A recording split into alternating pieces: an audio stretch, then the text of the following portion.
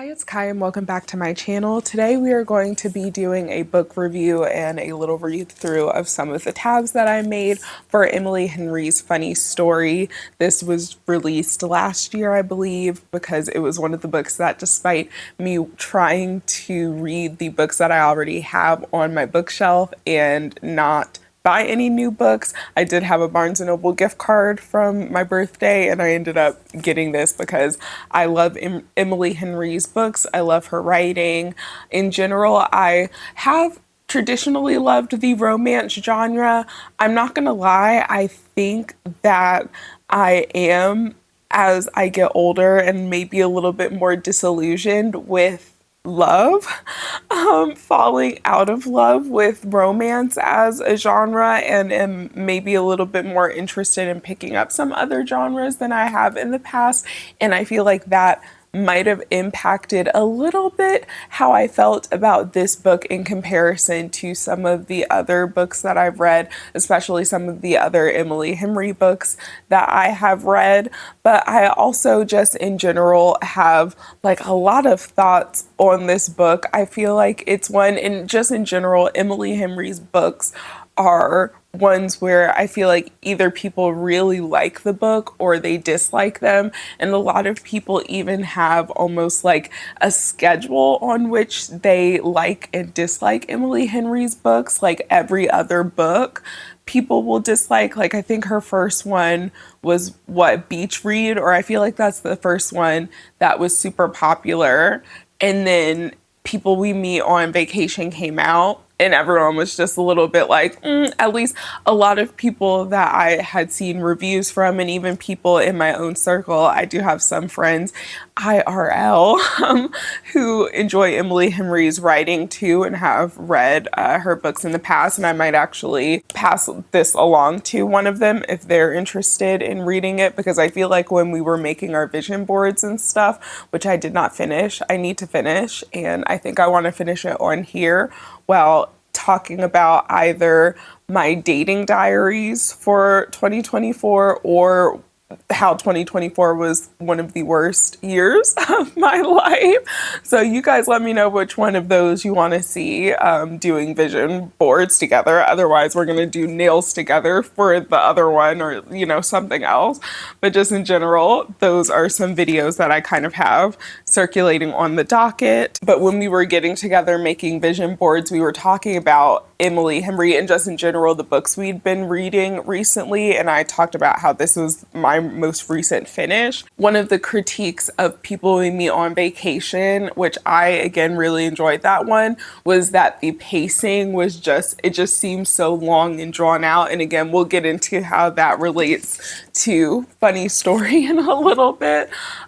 So again, people liked Beach Read. I feel like People We Meet on Vacation had a little bit more of a mixed reception. And then people, I feel like, really enjoyed Book Lovers, or the same people who enjoyed Beach Read enjoyed Book Lovers. And then we had Funny Story come out, and I feel like the same people who liked People We Meet on Vacation liked Funny Story. But I also, at least for myself, while I like all of her books and don't necessarily feel like I have that one-on-one off type of relationship with the books that she's written, this one is one where I have such a hard time with like placing it and how I felt about it, because the beginning third, I guess, and ending thirds of the book, I was just kind of like, okay, this might be Emily Henry's best book. Like out the gate, me reading, especially the first third of the book, I was like, this might be Emily Henry's best book. Obviously, an author is going to become a stronger writer, and their writing's going to get better and hopefully more well received, like the longer and like that they're writing. If you kind of understand what I'm saying, like writing is a skill and you become even better at explaining and communicating exactly what you want to convey in the way that you want to convey it, or in a very robust way, depending on your writing, the more that you do it. So it's like, obviously, an author should be getting better from book to book. But this is one where I was just like out the gate, like, oh, this is going to be the best one that she's written. And then in the middle, I just kind of got like crickets a little bit. And then at the end, I was like, okay, I'm getting the end, but the lull in the middle kind of pushed it for me. And honestly, where a lot of that comes from is the way that people talked about people we meet on vacation, my friends included, in the pacing of it. How people felt about the pacing of that is how I felt about the pacing of this. But before we get like really into my thoughts on the book, let me give you the background on what this is about. So out the gate, again, it was one where I did not read, like similarly to Iris Kelly Doesn't Date, because it was an author that I really enjoyed other books from. I didn't read the synopsis before reading the book and didn't realize that there's a fake dating element to it. However, the fake dating element in this is really nice, because what happens is the main character, Daphne, and her fiance, Peter, they are having like their bachelorette party and everything, you know, getting ready to get married. And the night of their bachelorette, or like the day after, Peter comes back and tells Daphne that he and his best friend Petra, that yes, Peter and Petra, yes, it makes it that disgusting. And I think that was on purpose. And Emily Henry really just wanted to rile us up. Like the matching names, the boyfriend's best friend, or like childhood best friends type of thing. Like, she was really trying to, because I feel like that is a trope in which we would normally be rooting for the couple. Let me get out the synopsis first. Anyway, he comes back and says that they're in love and that he is breaking things off with Daphne. And Petra also has a boyfriend or ex-boyfriend, Miles. She does the same thing. Peter and Petra run off for a love-filled weekend together, and Daphne moves into Miles's apartment. So that's kind of how everything starts with it. And again, as I was saying before we get a little bit more into the synopsis and some of what happens, I feel like Emily Henry took basically almost like the people we meet on vacation type of situation, like really long time best friends, in a situation in which we would normally be rooting for them to like love each other, and put them in like the most fucked up way. Because if we're being honest, a lot of the time there are books that are kind of written from this perspective of, or movies, just media in general, where it's like, oh my gosh, someone figures out that they fell in love with the best friend at the last moment, and they blow up their lives and run off together. And at least normally we're on the side of rooting for that couple. We're just like, oh, these other people are the roadblocks in the way. But this story like flips that around, and instead you're watching it almost from the roadblocks, from their points of view. Like, oh, these two, Peter and Petra, again, the matching names, the childhood best friends, the always being together, like it's always been platonic even. And I say this as someone, again, I am not at the place where I can divulge the entirety of that story, but I'm getting closer to being able, but I've definitely been in that situation, like falling in love with your best friend. Again, like a lot of us would normally be on the side of the best friends, and instead we're just kind of like, oh, you know, what is the collateral damage? What happens to everyone else? So anyway, Daphne and Miles move in together, and to kind of make Peter, or hope to make Peter and Petra jealous, mad, all of the emotions you might want to stoke to an ex who dumped you for their platonic best friend. They, kind of make it look like they're getting comfy on Instagram or like whatever the photo sharing app in their world is. I can't remember what it is exactly. So they basically kind of have this like, oh, well, Peter and Petra are together and now Miles and Daphne are together, but it was kind of like fake dating, which again, I feel like it's another one of those things where 2024 was both in it being like not a fun year for me, like I had previously referenced, but also just being a year of illumination.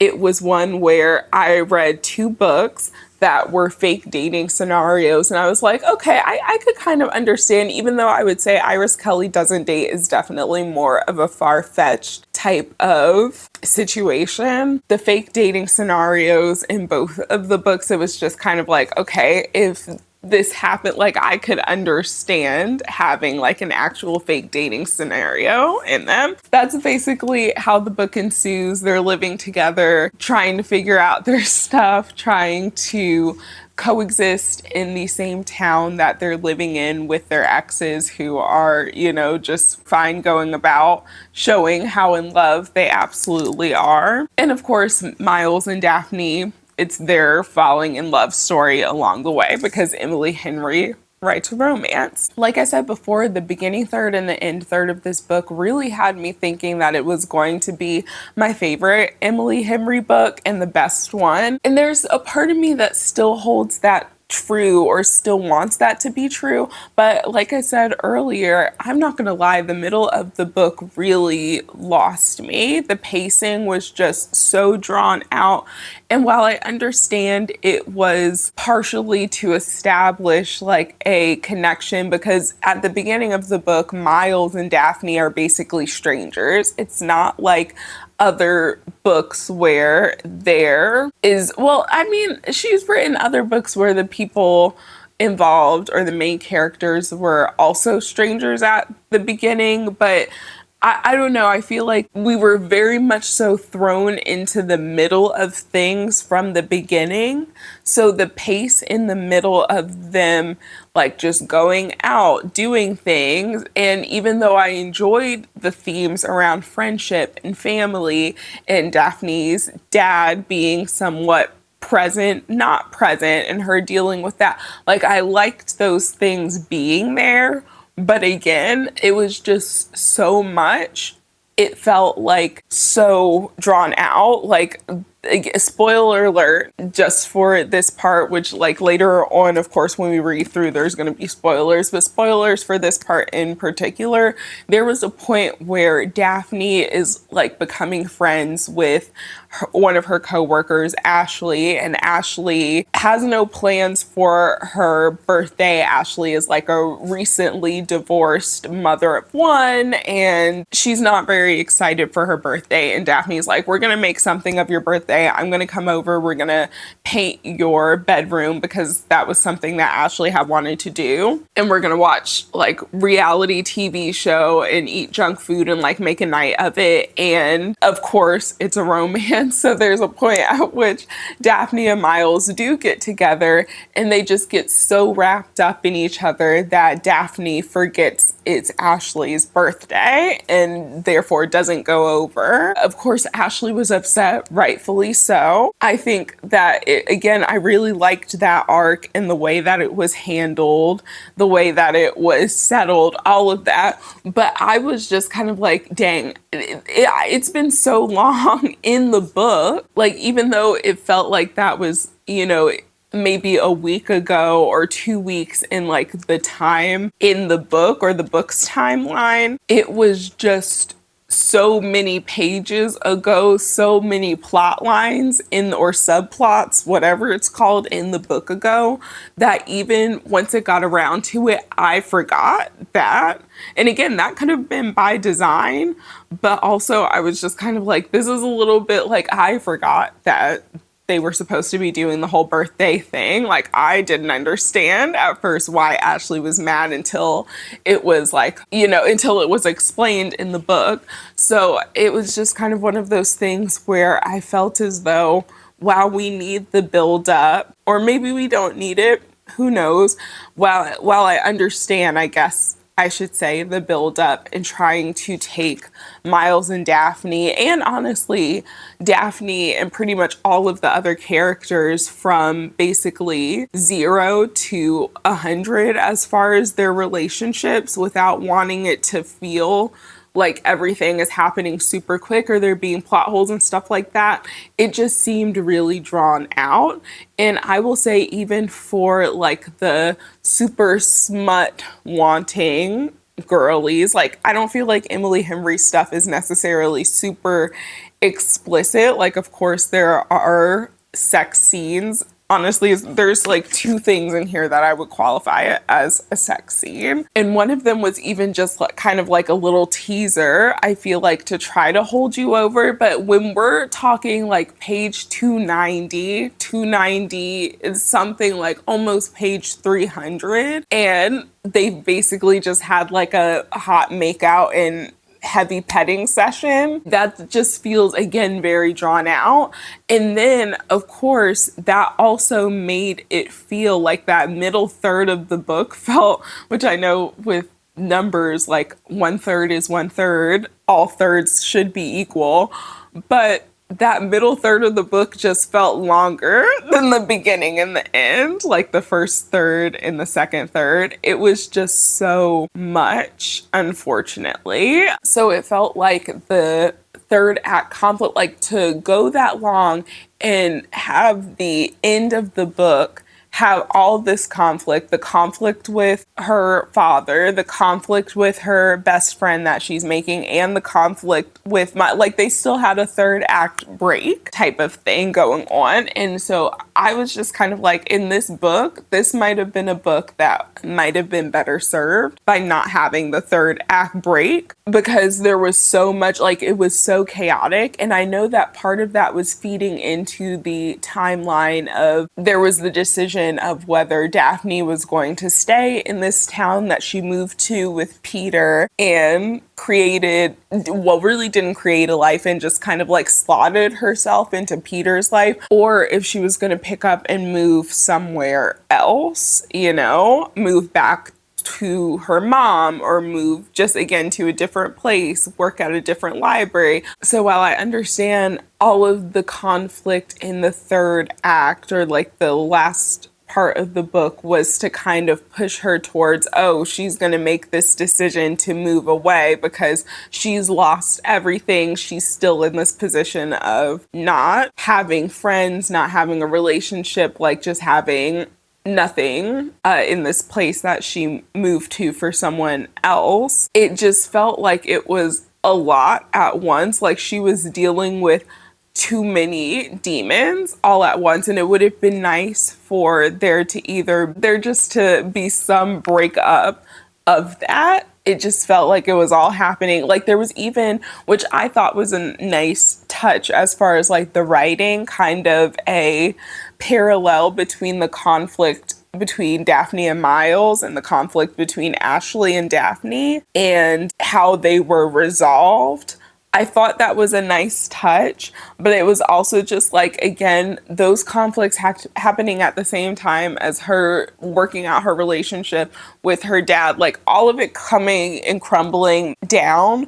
Maybe it just felt a little bit too close to home personally, but I was just like, we needed something like a little bit broken up here, maybe. And again, maybe that's just me. And to go back in particular, as far as the pacing and my comparison to People We Meet on Vacation, I think the reason why I personally liked the pacing more in People We Meet on Vacation versus this one is because, even though, and I know that part of the issue with the pacing for some people of that one was the fact that it was like going back and forth between present day and like the past, but I felt like it was building up to something. Like, it was building up to the tension point in the main character's friendship, how it was falling apart, how they stopped talking to each other, and then the resolution of that, versus in Funny Story, it just kind of felt a little bit like we were just watching Miles and Daphne inch towards the inevitable. As with most romance books, the conflict was mainly miscommunication, and it was miscommunication that could have been solved by, again, everyone talking. And I know that is easier said than done in like real life, because in real life there's plenty of issues, especially in relationships, that occur over miscommunication. But I also just felt like, and again, maybe I was just hashtag triggered, but I felt as though Miles was just being avoidant for no reason, and it was just kind of like a very why would you do that type of thing. Like, you could have just said how you felt originally, you could have just set the record straight originally, we wouldn't have had the conflict, and again, we wouldn't have had this third act break that just felt very trying to read when we had already spent so much time waiting for them to actually get together, so much time of them saying we shouldn't do this, you're my friend. Like, it was too much. It was too much for me personally. Now, going into some of what I've tabbed, I generally broke it up into tabs that were about fragrance, because I like to do my scent the stories, and that'll probably be like a shorter form video. But the first thing that I bookmarked was this paragraph, and specifically because it called on a very vivid memory for me. So Daphne is a librarian, or she works in a library. I'm pretty sure that, makes you a librarian. I know there's like technical terms for everything and like degrees, and so if you don't have a degree, it might be like a media specialist or other things, but for all intents and purposes, she's a librarian. She is working at this library, and on Saturdays they have story hour where she reads to kids. It says, I gather my supplies and head to the sunken living room style story nook at the back of the library. Kids and their keepers are already gathering in the little pit, claiming carpet squares or heavily lysoled mats. Some of the older caretakers, grandparents, and great-grandparents ease themselves into the scoop chairs arranged around the outer ring of the nook, the regulars greeting each other. And that vividly reminded me of my elementary school's like library, because it had a little story nook in the back of the library that was like, it had like glass windows, and light shined through it in a very specific way. And that's where we would go to like listen to our librarian read us stories. Like, we would have, I don't even remember how frequently it was, but like we would do that.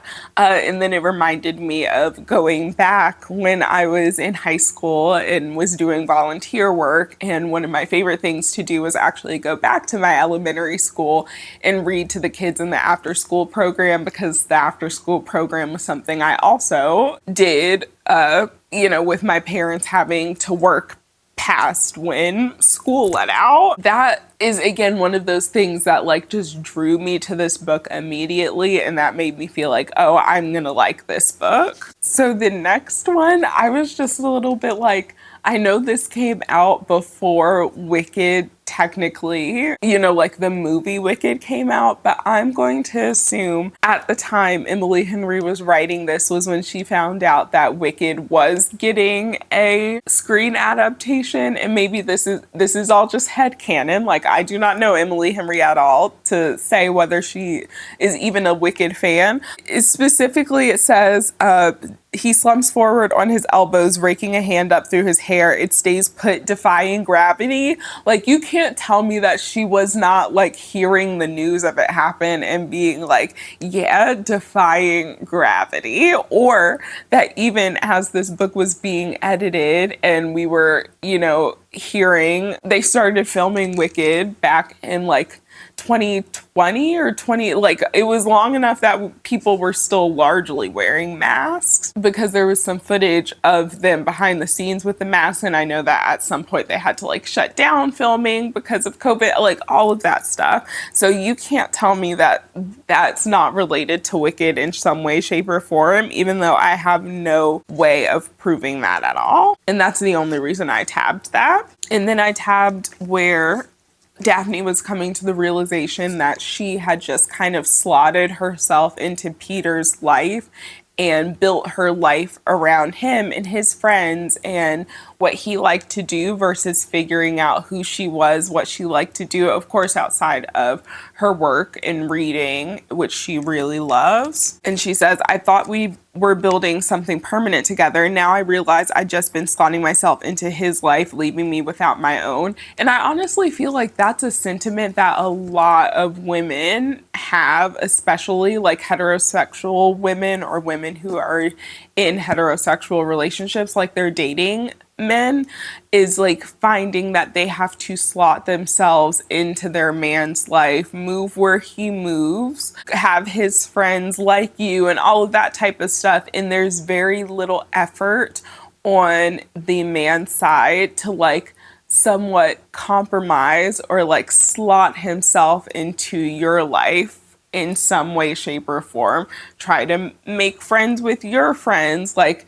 it's you know, it was one of those things where I was like, damn, that is a lot of people. And then I was reading this and I tabbed this because Ashley, again, the friend who was divorced, and this is technically before you know she's divorced, unless you're listening to my review and then reading this. Now you know that she's divorced. Anyway, the name of the person, of her husband, or at the time in the book, actually you figure it out 2 lines later, so it's not that big of a deal to spoil it, I guess. But I tabbed it because Ashley says only twice Duke wasn't a wine guy either, and that was the nickname of one of the people, or the person that I most recently was seeing. And when I tabbed that, I had the thought of being like, you know what, maybe I should text him. You know, I do miss him a little bit. Again, I would love to do a dating diaries update and talk about all of this, because it's overdue for it, and I definitely feel like it's something that I'm open to talking about, because it didn't end badly or anything like that. It was just like realizing, you know, there's different needs. But anyway, at that point I was like, oh, maybe that's like a sign from the universe that I should like reach out to him. And then immediately, like 2 lines later, it's like, that's my ex-husband. And that's when I was like, maybe I shouldn't reach out to him. That's always fun to be like reading something. And it makes sense because like around the time, I remember I had taken this with me when we went on a trip to the beach. That's who I went with to the beach over the summer, and I had taken this with me and I didn't read it, and I honestly didn't read it until again like December, and we broke things off at the beginning of October. And so I feel like it was like the perfect timing, and it also again shows something about myself, because there have been times where there will be someone or something that like sparks a memory of someone, and I'll be like, oh, I should reach out to that person. And no, they can reach out to me if it is telepathy, and it's that whole thing where people are like, oh, if you like see someone's name a lot, or like think about something, or like it's them synchronicities and them trying to reach out to you, they can reach out to me. I'm done being the one to reach out to someone else. Something I really related to was when Daphne is trying to become friends, or like, you know, get to know Ashley, is her saying that I don't know how to talk along the surface of things, but I also don't want to unearth the ugly stuff over and over again for people who are just passing through my life. It's depleting. Like every time I dole out a kernel of my history to someone who's not going to become a fixture in my life, a piece of me gets carried away somewhere I can never get it back. And that's something where like, especially again with dating, where like so many people will try to stay connected with you even if they reject you or are like, oh, I don't want to out with you anymore. But then like I've had someone try to reject me and then roll straight into like another conversation as if we were still friends. And I was just kind of like, no, this is like, I don't tell people certain things about my life if they're just passing through and we're just friends, or if they're not interested. Like, this information in this conversation specifically doesn't need to continue because there's no longer any intention of a romantic connection. So I was just kind of like, it was nice knowing you, but like I don't stay friends with exes either. So that's just kind of one of my things. But I definitely related to feeling like it's depleting to like let certain parts of yourself out to people and then them end up not being, again, permanent fixtures in your life, which nothing is permanent. We shouldn't necessarily expect everyone in our lives to always be here and always stick around, but sometimes it can be very draining to have to rehash those things, especially when they're really important to your lore. And speaking of, I don't get back with exes, that is something that was actually in here and tabbed, and something where I was just kind of like, okay, Daphne, standing on business. She said, I shake my head. I don't get back with exes. When someone proves who they are, that's it. And it's definitely something where it's like, if someone shows you that they don't like you or says that they don't want you or says that they don't have the time for you, whatever it is, that they don't meet your standards in some way and don't have an intention of meeting them in your way, or that you don't meet their standards in some way and you won't meet them, then it's done. It's over. What are we staying friends for? And then there's a part in the book where Daphne is specifically talking about like a little girl who likes to spend time in the library, doesn't really have a lot of friends or anything. And I was just like, dang, I was that person. Like, I was the girl who was hanging out in the library with the librarians, or not even necessarily with the librarians, though in high school I did have like a librarian assistant like class slot because basically there wasn't any class for me to take. So again, that was just something that was like, oh, that's very heartwarming and like reminds me of myself. Something I've tabbed because honestly, I wish that even in media we would stop pushing this narrative. And of course, your body, your choice, what you do with your body is completely between you and yourself. Daphne was talking about shaving and she was like, it's cool outside. I can feel my leg hair growing and wonder why I bothered shaving last night. And she says, because you have a crush on your roommate and you want him to look and touch you, da da da. And I was just kind of like, oh my gosh, can we, like, even though I know we make jokes, especially those of us who grew up like heavy, in which I feel like every generation probably has their thing of like, oh, if my superstar crush that I'm going to their concert were to pick me out of the crowd of everyone for whatever reason, like I need to have the perfect outfit and I need to be like exfoliated and but I really feel like you don't need to shave at all, number one. But I hate that like shaving is associated, and again, like in a romance book, it's hard to self-insert. Not saying that you have to self-insert or always relate 100% with the main character, but it's so hard when you're working on unpacking some of those like patriarchal ideas and then they like come up in something that like you're reading again for pleasure. Like, I'm not necessarily reading this because I want to have an analysis on body hair being seen as like, oh, it's not good to have body hair if you have a crush on someone. A man isn't going to like you if you have body hair, or I need to be super pristine. Like, I understand that we all have the jokes, funny, haha. Even me and my friends were joking about it a few weeks ago, but it's like another thing where it's like written and it feels like it's subconsciously reinforcing that as a standard of like, oh, you need to be like, you wanted to shave because you wanted to be presentable in some way for your crush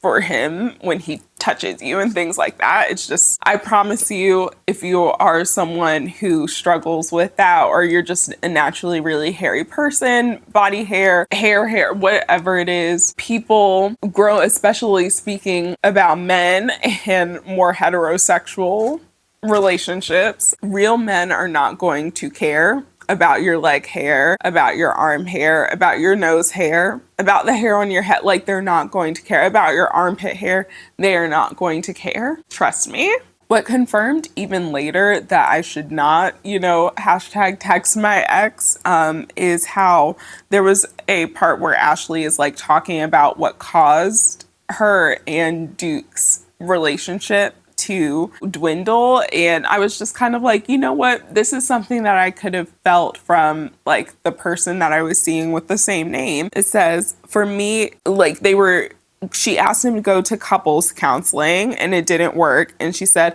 for me, it did, but he wouldn't go. He was willing to be good to me, but he wasn't willing to be any better. I stuck it out as long as I could. Then one day I woke up and I couldn't anymore. So I told him, and a part of me expected him to finally get him to say he'd do therapy and try, but he didn't. And that's, even though like therapy wasn't necessarily like the thing in there, it was like that kind of, okay, this person is being really great to me. They're good to me. But like when I express that I'm having issues with certain things or that I want certain things, like they don't want better. Like even as we were breaking things off, like something that was said is like, you deserve a lot better than what I can give you right now. Like, and it's just kind of like want to be just good enough. But then when you're asked for, again, a certain level of more, that's too much. So it's definitely something, again, where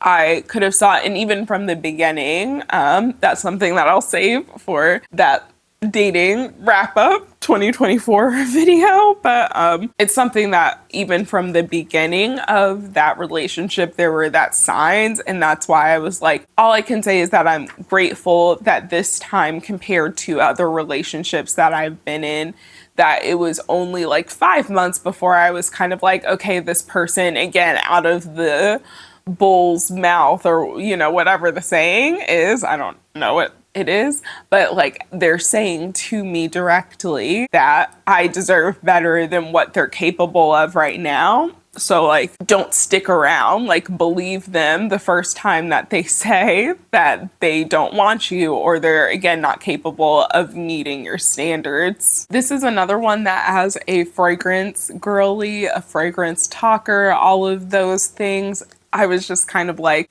thinly veiled, like misogynistic kind of, sentiments. And it's, I barely have time to register Starfire's bubblegum pink lip gloss, which Starfire is her dad's new wife, but I barely have time to register Starfire's bubblegum pink lip gloss before she's wrapping me in a bone-crunching hug that smells like the inside of a Bath & Body Works minutes after a gaggle of preteens rolled through hyped up on frappuccinos. Why are we using Bath & Body Works as like a derogatory, like, oh, she smells?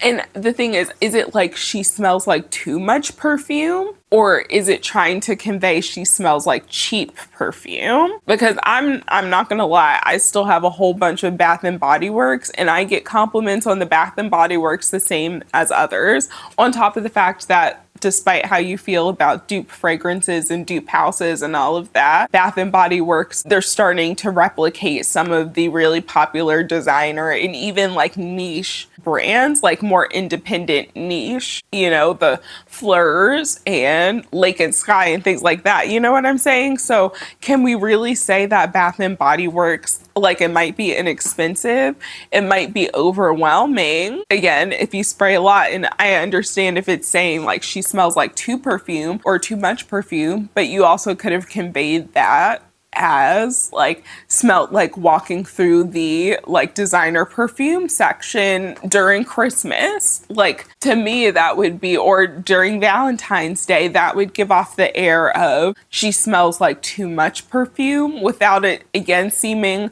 like a very thinly veiled misogynistic, and even depending on how it's going, like classist type of feel. So that, again, it might be one of those things where it's just like, girl, can you turn off your brain for 3 seconds and just enjoy the book? And that gave me a little bit of like I didn't exactly love that as a way of conveying that, like, she thought, again, and in combination with like the bright bubblegum pink lipstick, like trying to convey that Starfire was tacky. Something I always talk about is how there isn't, or I feel like at least isn't, a lot of representation for contraception in like sex scenes. It's not something that is very highlighted, especially in romance books. And that's something that I feel like Emily Henry does a really good job of. In every story, it's always like a condom type of, like an explicit mention of them. And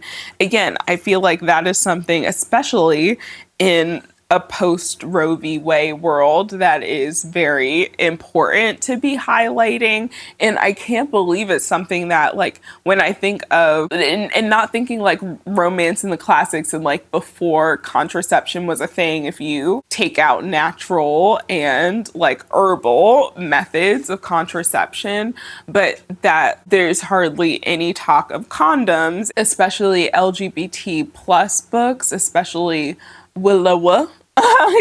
Lesbian medium is talking about like dental dams or other type of, contraceptives, because that's something that a lot of us should be using, but we don't.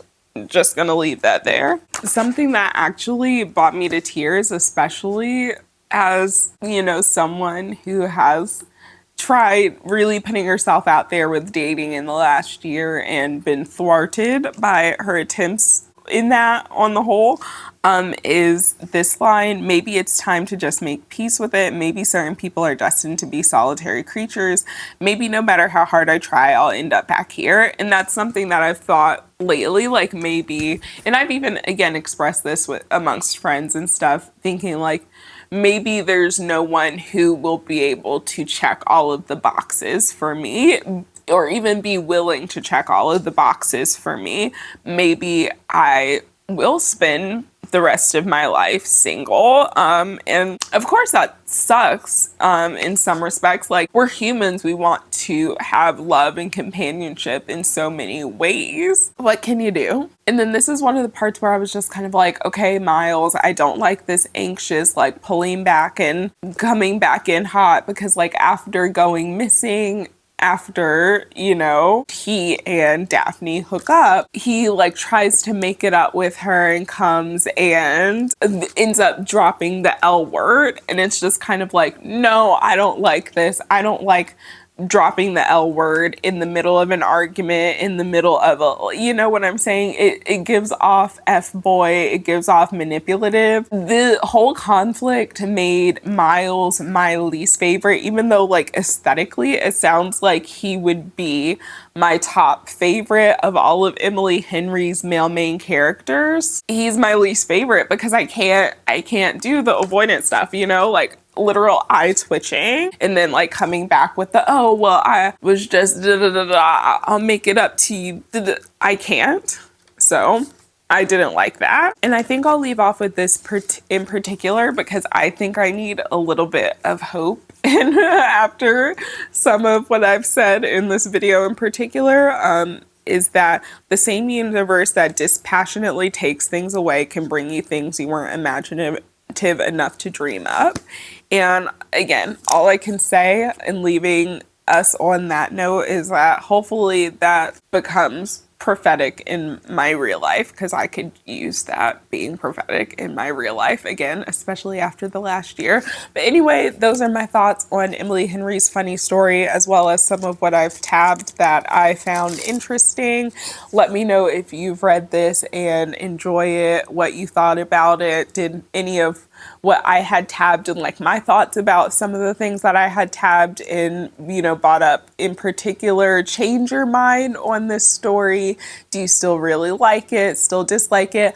I don't even know if I can give this book a rating because my head is just like so all over the place with whether like how I enjoyed it. But anyway, it's definitely one that I'll keep. I probably need to do like a reread of it in like a year or two just to give it. Actually, I feel like I need to do a reread of all of Emily Henry's books and kind of like update how I feel about them, especially now that I am reading more queer romance. And if I'm being honest, I feel like that is part of the issue. Like, I just feel like queer romance has it. It just has that it girl factor. And straight romance isn't doing it for me as much anymore. There's something that feels a little bit buttoned up about it. And I'd like straight romance authors to let loose, even the ones that I like a little bit more. So again, I don't know if I can give like an actual rating in my head because I'm having a hard time with like ranking it even amongst the other Emily Henry books that I've already rated before. I hope you guys enjoyed this video. I will hope to have another one coming to you. One of my goals for the year is to read 25 books this year. So hopefully you guys will get 25 book reviews. I hope you're staying safe and healthy wherever you are when you're watching this, and I'll talk to you guys in the next one.